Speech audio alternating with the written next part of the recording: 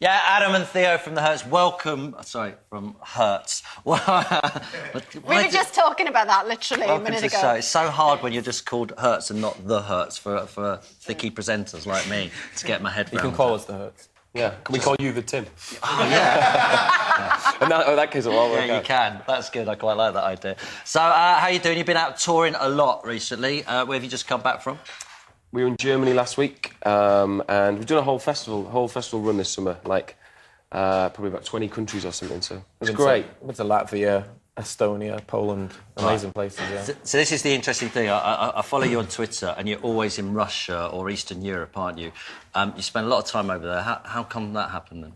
Well, it's bizarre, really. Like, it was the first place in the world. Like Germany and Russia were, before England, were the first places to like our music, and we've got this strange sort of existence where when we go out there, we do arenas and stadiums and stuff, and it just gets bigger and bigger and bigger. The further east we go, it's to all these places where you would never go. Like we went to Macedonia, to Serbia, to Ukraine, and it's an amazing thing, yeah. It's a pleasure to do it, because we never left Manchester for 5 years. And now you're on the roads all the time. Exactly. But I mean, it's fair to say you're so massive in Russia that you're checking into hotels under sort of pseudo-names, like Lorraine Kelly. Sometimes.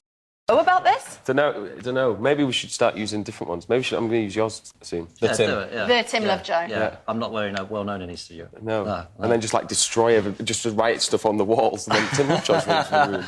How did they find your music then via the internet or something? It must have been the... I think it's YouTube for us, really important.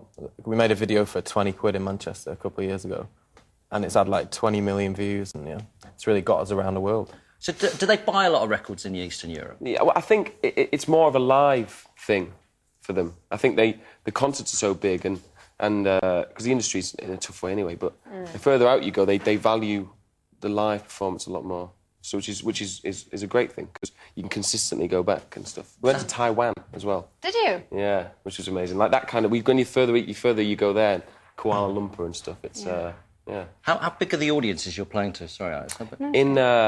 It depends. Like we're doing an arena tour in October, which is like 5,000 and up. Yeah. Where's that, in Russia? That's like Eastern Europe and Germany and Poland, and we do Brixton Academy and here and stuff. So. What do you speak Russian yet? Have you got any?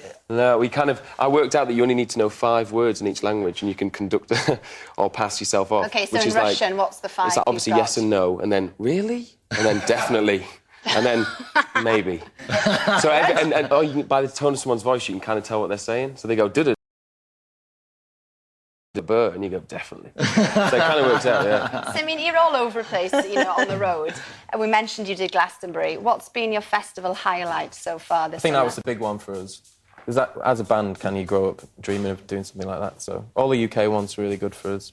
We headlined a festival in Bulgaria. Like 20,000 people. That was good. There you are in Glastonbury, though.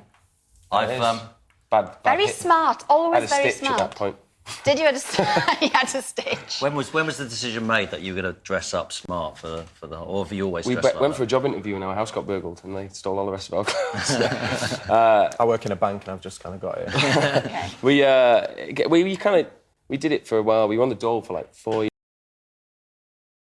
time, and we used to do it to get a bit of dignity back. Because if you walk in, and it's hard enough as it is, and if you dress smart, people kind of like listen to you. Well, that's what they say. Look good, feel good. Yeah. But when I first read you were from Manchester, I was shocked because I assumed terribly that all people from Manchester have the jacket zipped up, and they've sort of got the swagger going on. But I don't think I've ever asked a band in my life this, but how did you meet? Because it's actually an interesting story. Yeah, well, it's romanticised a bit more than it is. We were at night outside a nightclub about 4 o'clock in the morning, and we didn't know each other, and our 2 friends were fighting each other. And obviously we were too drunk to fight, and we just kind of went. And then it just went on from there, and kind of the next day it just kind of started. But it's like you would imagine it was like some sort of Studio 54 situation. It wasn't. It wasn't. It was a very bad night. Well, so you just exchanged phone numbers there? It was just like, he was like, "What are you doing tomorrow?" It's like, signing on. What else? Nothing else. Do you want to make a song? All right. And you said you did your first video for 20 quid and put it on YouTube. And then all of a sudden on this album, the song Devotion is a duet with Kylie Minogue. I mean, how did 2 boys go from outside a nightclub having a chat to having Kylie Minogue on your album? We sent her a fax and said, "Dear Kylie, we're a big fan of you. Can you sing on one of our songs?" And the fax didn't get through, obviously, because she didn't have a machine, so we had to send her an email. Who's got a fax machine?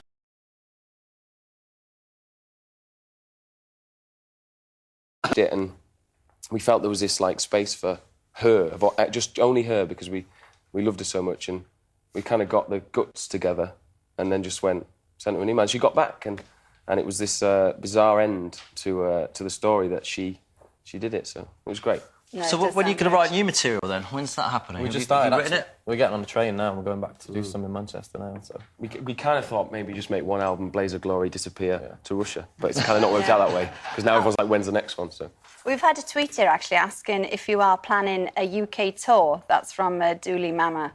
we are at the beginning of November. We do Glasgow, Brighton, and Brixton Academy.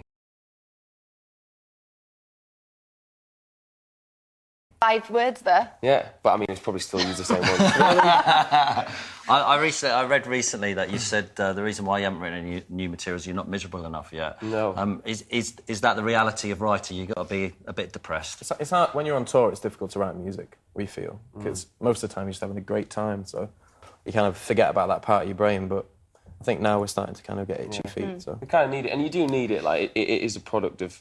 It does in the difficult circumstances. It does kind of come out, and that's how we learnt to do it, is by trying to escape. So, yeah, maybe we'll just have to like engineer something bad to happen. Do you share writing responsibilities? Yeah. Yeah. But he spends all his life on a golf course, right? Yeah.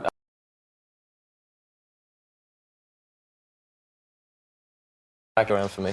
And when you read about you, you're compared to a lot of people like you like Depeche Mode, and I think you're a bit aha.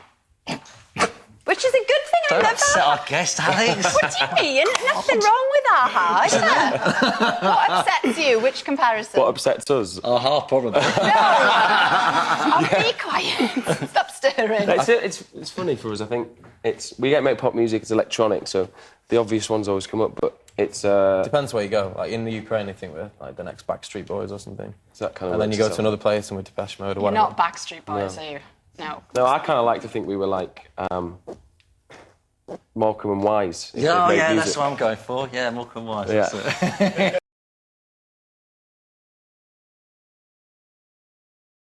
it. A question, or our other guests, Lee Mead and Natalie Casey, then tweet at SFTW or email them via our website, bbc.co.uk/something for the weekend. Please remember to send in your name. Do you cook, you two? Are you any Nope. good? I do. Do you? Cool.